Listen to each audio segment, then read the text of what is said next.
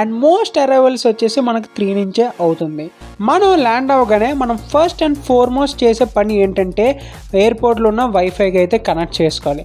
So పొరపాటున ఆ taxi కానీ చూస్ చేసుకుంటే ఆ ప్రైస్ అయితే చాలా చాలా చాలా ఎక్స్పెన్సివ్గా ఉంటుంది. ఎయిర్పోర్ట్లోనే మనకి రైల్వే స్టేషన్ అనేది ఉంటుంది. మనం ట్రైన్ కోసం బయటికి వెళ్ళాల్సిన అవసరమే లేదు. ట్రైన్స్ అనేవి అండర్ గ్రౌండ్ నుంచి అయితే వస్తాయి. బై యూజింగ్ ఎలివేటర్ మీరైతే వెళ్ళొచ్చు. హాయ్ గైస్, వెల్కమ్ టు చార్కోయిన్ explore and this your host Shanmukh. ఈరోజు నేనైతే నెదర్లాండ్స్లో ఉన్న స్కిపోల్ ఎయిర్పోర్ట్ని అయితే ఎక్స్ప్లోర్ చేయబోతున్నాను. సో వీడియోనైతే చివరి వరకు చూడండి. సో దీంట్లో నేను చాలా వరకు అయితే మీకు టిప్స్ చెప్తాను which is very helpful. So వీడియోనైతే చివరి వరకు చూడండి. అండ్ మీలో కానీ ఎవరైనా మన ఛానల్ కొత్తగా వచ్చినట్టయితే మాత్రం consider subscribe. Now without doing any delay let's dive into the video.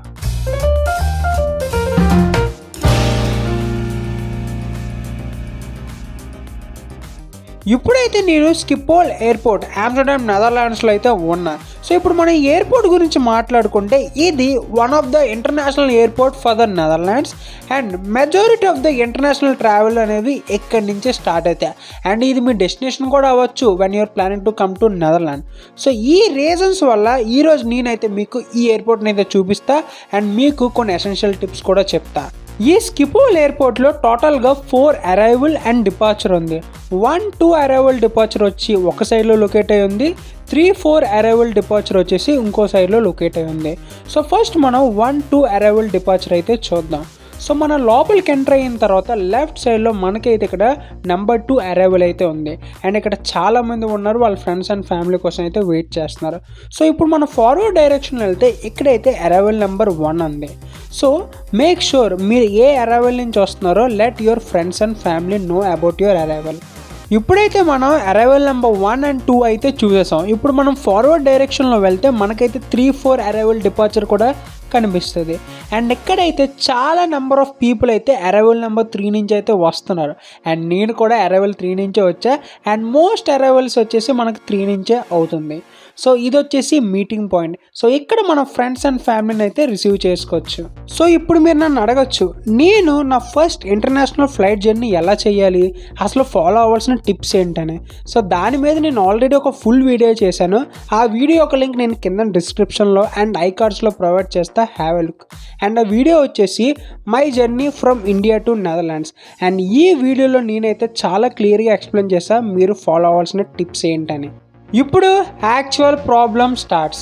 మనం ల్యాండ్ అవ్వగానే మనం ఫస్ట్ అండ్ ఫార్మోస్ట్ చేసే పని ఏంటంటే ఎయిర్పోర్ట్లో ఉన్న వైఫైకి అయితే కనెక్ట్ చేసుకోవాలి. అండ్ ఆ తర్వాత మీ పేరెంట్స్కి అండ్ మీ ఫ్రెండ్స్కి కాల్ చేయండి who gonna receive you.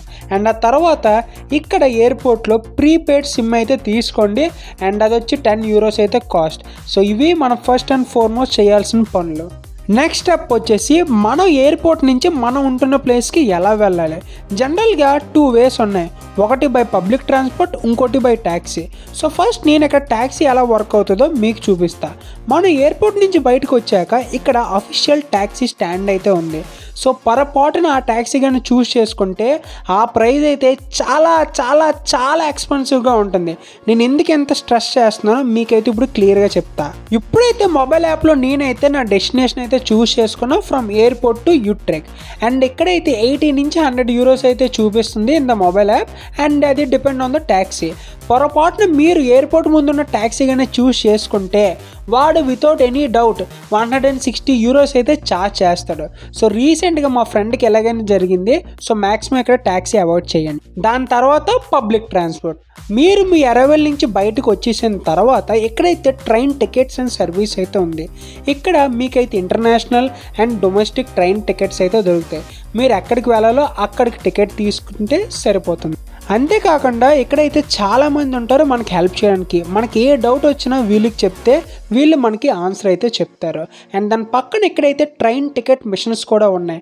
So ఇక్కడ నుంచి కూడా మనం టికెట్స్ తీసుకోవచ్చు. బట్ ఇది ఓన్లీ కార్డ్ పేమెంటే యాక్సెప్ట్ చేస్తుంది. సో జనరల్గా ఇక్కడ టికెట్స్ కాస్ట్ ఎలా ఉంటుందంటే €10 నుంచి €30 అయితే ఉంటాయి డిపెండ్ ఆన్ యువర్ జర్నీ. ఇక్కడ ఒక ఇంపార్టెంట్ నోట్ ఏంటంటే ఎయిర్పోర్ట్లోనే మనకి రైల్వే స్టేషన్ అనేది ఉంటుంది. మనం ట్రైన్ కోసం బయటికి వెళ్ళాల్సిన అవసరమే లేదు. వన్స్ వన్స్ మీరు టికెట్ తీసుకున్న తర్వాత మీ ట్రైన్ ఏ ప్లాట్ఫామ్కి ఏ టైంకి వస్తుందో ఒకసారి చెక్ చేసుకోండి. అండ్ ఆ ప్లాట్ఫామ్కి వెళ్ళే ముందు మీ దగ్గర ఉన్న టికెట్ని ఈ చెక్ ఇన్ మిషన్లో ట్యాప్ చేసి అయితే వెళ్ళండి. అండ్ ఇక్కడ ఒక ఇంపార్టెంట్ నోట్, ట్రైన్స్ అనేవి అండర్ గ్రౌండ్ నుంచి అయితే వస్తాయి. బై యూజింగ్ ఎలివేటర్ మీరు అయితే వెళ్ళొచ్చు. సో ఫైనల్లీ మీ ట్రైన్ కోసం వెయిట్ చేసి have a safe journey to your place. Finally ఈ వీడియో మీకు చాలా హెల్ప్ఫుల్ అయ్యిందని అనుకుంటున్నాను. సో ఈ వీడియో మీ ఫ్రెండ్స్కి షేర్ చేయండి ఎవరైతే నెదర్లాండ్స్ వద్దాం అనుకుంటున్నారో very soon. So for more videos stay tune to చార్కోన్ explore and this your Shanmukh signing of.